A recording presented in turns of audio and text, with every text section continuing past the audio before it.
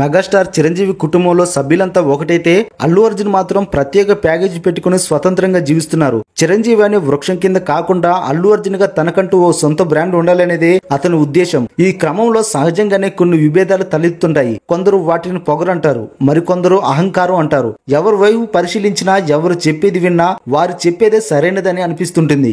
ఇందులో ఎవరి వాదన వారిది. ఇటువంటి పరిణామాల మధ్య తలెత్తిన చిన్న చిన్న అనుమానాలు, అహంకారాలు చివరకు తీవ్రమైన విభేదాలకు దారితీశాయి. పిఠాపురం నుంచి పోటీ చేస్తున్న పవన్ కళ్యాణ్ కు మద్దతు ఇచ్చేందుకు మెగా కుటుంబ సభ్యులంతా అక్కడే ఉండి అతని విజయం కోసం కృషి చేశారు. అల్లు అర్జున్ మాత్రం ట్వీట్ తోనే సరిపెట్టి నంద్యాల నుంచి వైసీపీ తరపున పోటీ చేస్తున్న శిల్ప కిషోర్ రెడ్డికి మద్దతు ఇచ్చేందుకు స్వయంగా వెళ్లారు. ఒక్కసారిగా మెగా కుటుంబానికి అల్లు అర్జున్ కు మధ్య ఉన్న విభేదాలు బగ్గుమన్నాయి. పవన్ విజయం సాధించిన తర్వాత కూడా బన్నీ మరో ట్వీట్ తో సరిపెట్టారు. పవన్ కళ్యాణ్ ప్రమాణ స్వీకారానికి కూడా వెళ్లలేదు. ఆహ్వానం అంది ఉండదని మరికొందరు అంటున్నారు. మెగా కుటుంబంలోని సభ్యురాలైన నాగబాబు కుమార్తె నిహారిక కమిటీ కుర్రాలు సినిమా నిర్మించారు. దీనికి మద్దతుగా మహేష్ బాబు, నాని లాంటి హీరోలంతా ట్వీట్ చేసి మద్దతు తెలిపారు. అల్లు అర్జున్ మాత్రం మౌనంగా ఉండిపోయారు. అసలు ఈ సినిమా గురించి ఆయన పట్టించుకోలేదని చెప్పొచ్చు. తాజాగా బన్నీ వాసు నిర్మించిన ఆయ చిత్రం విడుదలైంది. ఈ సినిమాను ఆదరించాలంటూ అల్లు అర్జున్ ట్వీట్ చేశారు. ఈ ఒక్క ట్వీట్ తో అల్లు అర్జున్ కావాలనే మెగా కుటుంబానికి దూరంగా ఉంటున్నట్లు స్పష్టమైంది. పుష్ప 2 డిసెంబర్ 6న విడుదల కాబోతుంది. ఈ సినిమా ఫ్లాప్ అయితే బన్నీ పొగరు, అహంకారం అన్ని తగ్గుతాయని కొందరు అంటున్నారు.